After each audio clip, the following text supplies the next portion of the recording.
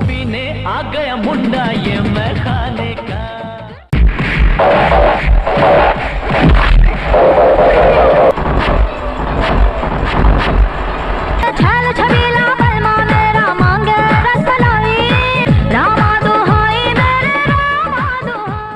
दोस्तों, एक तरफ था हॉलीवुड, एक तरफ था बॉलीवुड, और उस समय इन दोनों के बीच में मजबूती से अपने पैर टकाए हुए खड़ा था one and only Mithun Chakraborty के द्वारा एस्टेब्लिश किया गया ऊटीवुड। 90 के दशक में मिथुन चक्रवर्ती का कुछ ऐसा एक तरफा क्रेज देखने के लिए मिला जो आज तक भी उनके अलावा किसी और दूसरे एक्टर के लिए देखने के लिए नहीं मिल पाया और ना ही कभी मिल पाएगा। तोड़ फोड़ कर दूंगा तूने कुंडी अगर लगाई।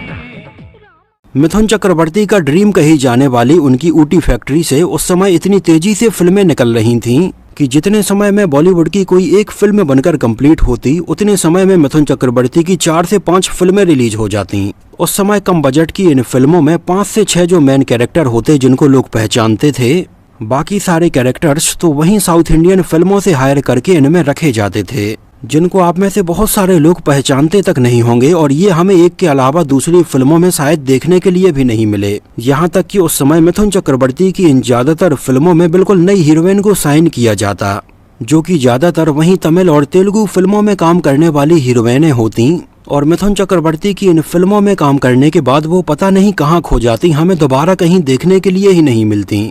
इसी वजह से उस समय मिथुन चक्रवर्ती एक ऐसे हीरो बन गए थे जिन्होंने इतनी सारी नई एक्ट्रेसेस के साथ में अपनी फिल्मों में काम किया है। तो उस समय मिथुन चक्रवर्ती की ऊटी फैक्ट्री से जुड़ी हुई ऐसी बहुत सारी चीजें थीं जिस बारे में बॉलीवुड के बहुत सारे लोग ये देखकर हैरान थे कि आखिर ये हो क्या रहा है। तो आज के अपने इस बेहद ही रोचक वीडियो में हम बात करने वाले हैं उनकी ऊटी फैक्ट्री से निकली एक और ऐसी ही फिल्म चंडाल से जुड़े बहुत सारे अननोन फैक्ट्स के बारे में, जो कि उस समय आ रही मिथुन चक्रवर्ती की फिल्मों में से काफी पसंद की जाने वाली फिल्म थी। एक तो फिल्म का टाइटल था चंडाल, जिसको लेकर भी लोगों के मन में काफी एक्साइटमेंट था कि पता नहीं ये फिल्म किस तरह की होगी।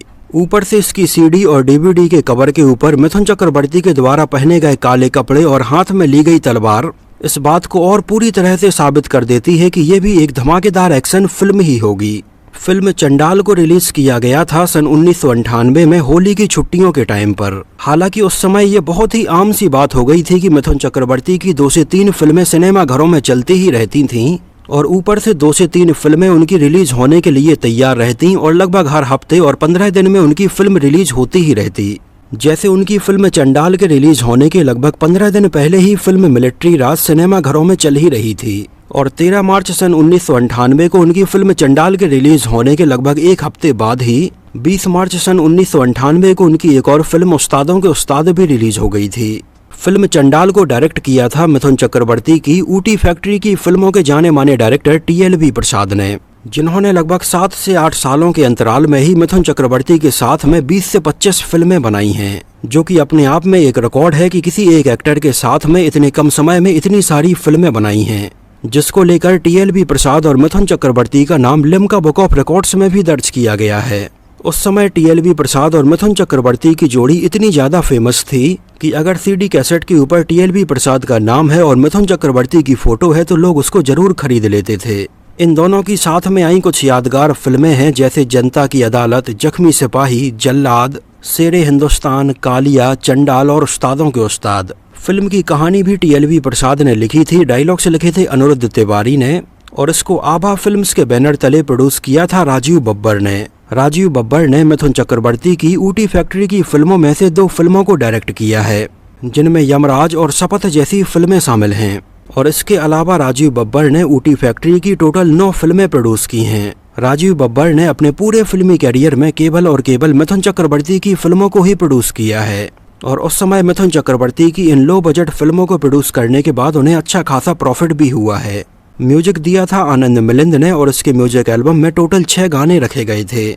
फिल्म के गाने काफी मसालेदार रखे गए थे, जो कि उस समय लोगों को काफी पसंद आए थे। खासकर से इसमें जो गाने थे वो छोटे शहरों और गाँव के लोगों को ध्यान में रखकर ही रखे गए थे।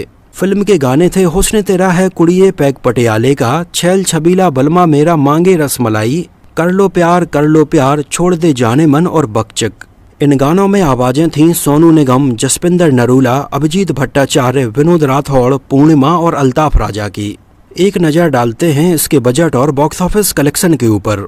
तो फिल्म का बजट रखा गया था लगभग 2 करोड़ रुपए और उस समय इंडिया में इसने लगभग 3 करोड़ 58 लाख रुपए का कलेक्शन किया था और वर्ल्ड वाइड में इसने लगभग 6 करोड़ 29 लाख रुपए का कलेक्शन किया था और ये उस समय एक सेमी हिट फिल्म साबित हुई थी। फिल्म चंडाल को लगभग 150 स्क्रीन्स पर रिलीज किया गया था और ये फिल्म सिनेमा घरों में देखने के लिए लगभग 36,50,000 लोग आए थे और ये फिल्म सन 1998 में बॉक्स ऑफिस पर पैसे कमाने के मामले में 32वें नंबर पर रही थी।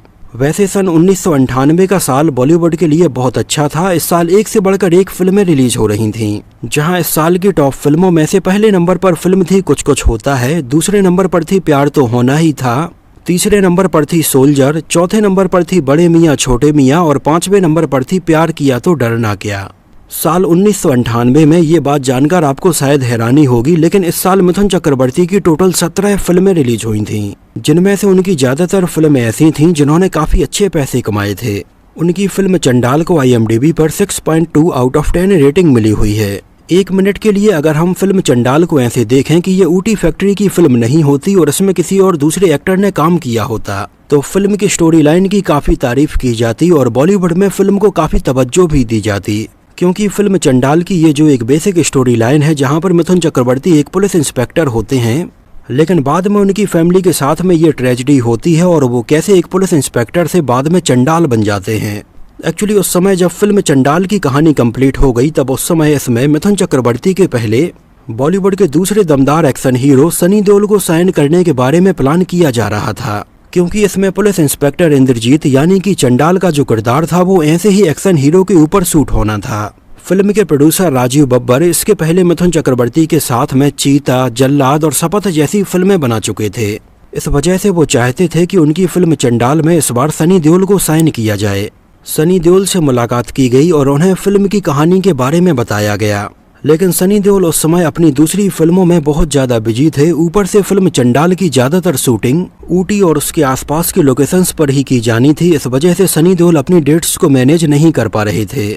उस समय सनी देओल बतौर डायरेक्टर के तौर पर अपनी फिल्म दिल लगी बनाने के बारे में भी प्लान कर रहे थे, तो उस समय ये सारी चीजें सनी देओल के साथ में चल रही थीं, इस वजह से वो इसमें काम नहीं कर पाए थे। और बाद में फाइनली मिथुन चक्रवर्ती को ये फिल्म ऑफर हुई और उन्होंने इसमें काम किया। और गौर करने वाली बात यह है कि उस समय मिथुन चक्रवर्ती को जहां बॉलीवुड में बहुत सारे लोग एक के बाद एक क्रिटिसाइज कर रहे थे, न्यूज़पेपर और मीडिया में ऐसे बहुत सारे आर्टिकल मिथुन चक्रवर्ती के लिए छापे जा रहे थे कि वो केवल पैसा कमाने के बारे में ही सोच रहे हैं, ना ही उन्हें फिल्म की प्रोडक्शन वैल्यू से और ना ही इससे मतलब है कि ये फिल्म कैसी बन रही है। मिथुन चक्रवर्ती ऊटी में ठेके पर 25 से 30 फिल्में साइन कर लेते हैं और उनमें एक के बाद एक काम करते ही रहते हैं, जिनमें से ज्यादातर फिल्मों में रखे जाने वाले फाइट सीन और एक्शन सीन बिल्कुल एक जैसे ही होते हैं।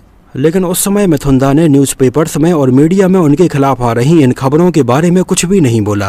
अपने खिलाफ खराब फिल्मों में और खराब एक्टिंग के लिए उठ रहे क्रिटिसिज्म को उन्होंने जवाब दिया सन 1998 में ही स्वामी विवेकानंद जैसी फिल्म में काम करने के लिए बेस्ट सपोर्टिंग एक्टर का नेशनल अवार्ड जीतकर। मतलब वाकई में मिथुन चक्रवर्ती ने उस समय लोगों को हैरान कर दिया था कि जहां एक तरफ वो ऐसी ओवर द टॉप एक्शन फिल्मों में काम कर रहे हैं, वहीं दूसरी तरफ स्वामी विवेकानंद जैसी फिल्मों में नेशनल अवार्ड भी जीत रहे हैं। और ये सारी चीजें शायद ही मिथुन चक्रवर्ती के अलावा कोई और दूसरा एक्टर कर पाए। फिल्म चंडाल के अगर आप बहुत सारे एक्शन सीन को नोटिस करेंगे तो मिथुन चक्रवर्ती की फाइट के दौरान जो हमें बैकग्राउंड म्यूजिक सुनने के लिए मिलता है वो काफी जगह पर उनकी सन 1997 में आई फिल्म शपथ का ही बिल्कुल एज इट इज यूज किया गया है। फिल्म चंडाल के एक सीन में हमें एक गलती भी नजर आती है जिसको देखने के बाद आपकी हंसी जरूर निकल जाएगी। फिल्म के इस सीन में जहां पर मिथुन चक्रवर्ती और स्नेहा जैक गॉड को किडनैप करके इस कार में ले जाती हैं, तो इस सीन में ये जो रेड कलर की कार यूज की गई है वो साफ साफ समझ में आती है कि मारुति की स्टीम कार है, जो कार उस दौरान बहुत ज्यादा पॉपुलर हुई थी। लेकिन इसके अगले ही सीन में हमें जब कार के अंदर का सीन दिखाया जाता है तो इसकी स्टीयरिंग के ऊपर BMW का लोगो लगा हुआ नजर आता है। अब ये फिल्म के मेकर्स के द्वारा जानबूझकर किया गया है या फिर उनसे गलती हुई है, लेकिन ये देखकर मुझे काफी हंसी आई है कि ये जो कार है वो साफ साफ दिख रही है कि मारुति की स्टीम कार है, फिर इसमें BMW का लोगो लगाने की जरूरत क्या है।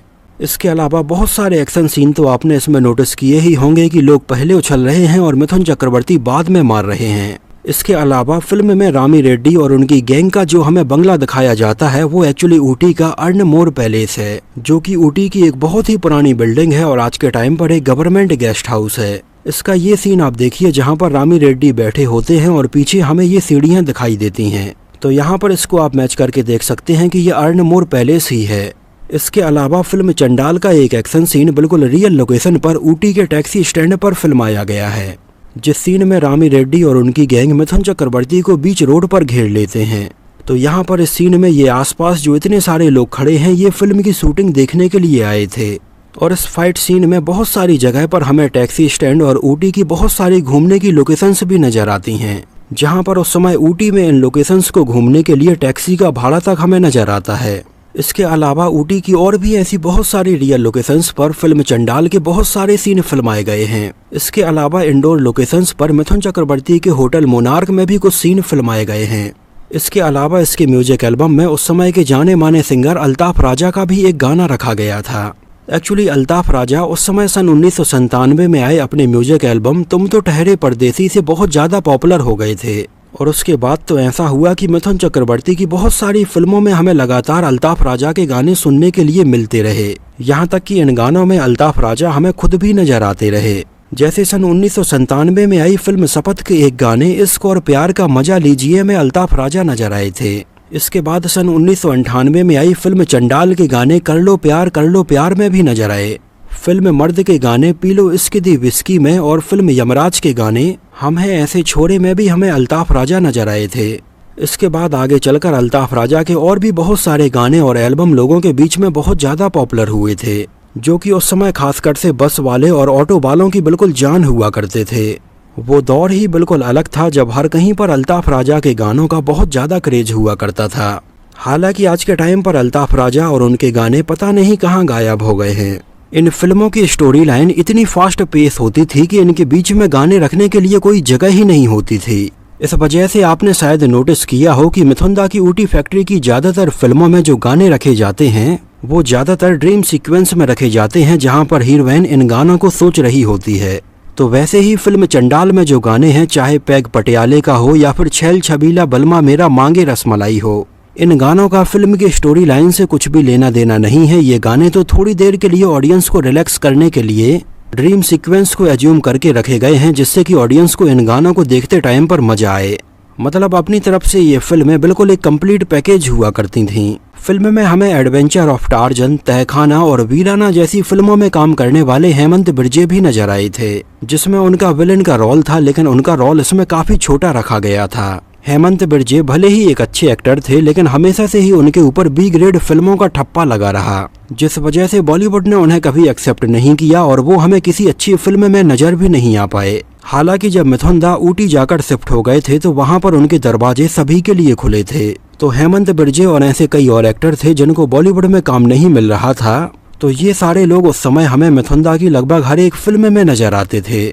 फिल्म के जो गाने हैं, जैसे हुस्न तेरा है कुड़िए पैग पटियाले का और छैल छबीला बलमा मेरा मांगे रसमलाई, इन दोनों ही गानों को पूरा का पूरा एक एक दिन में कंप्लीट किया गया था, जहां इन गानों के ज्यादातर सीन ऊटी लेक के पास में और बॉटेनिकल गार्डन में फिल्माए गए हैं। तो दोस्तों, ये तो बात हुई फिल्म चंडाल से जुड़े बहुत सारे अननोन फैक्ट्स के बारे में। ये कुछ ऐसी फिल्में हैं जिनको आपने बचपन में देखा होगा और बहुत ज़्यादा एंजॉय किया होगा। अगर आपकी फिल्म से जुड़ी हुई कुछ ऐसी यादें हैं तो हमारे साथ कमेंट सेक्शन में जरूर शेयर कीजिए। और अगर आप में से किसी ने फिल्म चंडाल को उस समय सिनेमा घर में देखा हो तो हमें सिनेमा घर का नाम और शहर का नाम भी जरूर बताना। तो इस वीडियो में इतना ही। अगर ये वीडियो आपको पसंद आया हो, मेरी मेहनत आपको पसंद आई हो, तो इसको प्लीज लाइक करके मुझे इस बात का जवाब जरूर दीजिए। तो मिलते हैं किसी नए वीडियो में बॉलीवुड फिल्मों से जुड़ी हुई कुछ और ऐसी ही इंटरेस्टिंग और रोचक बातों के साथ।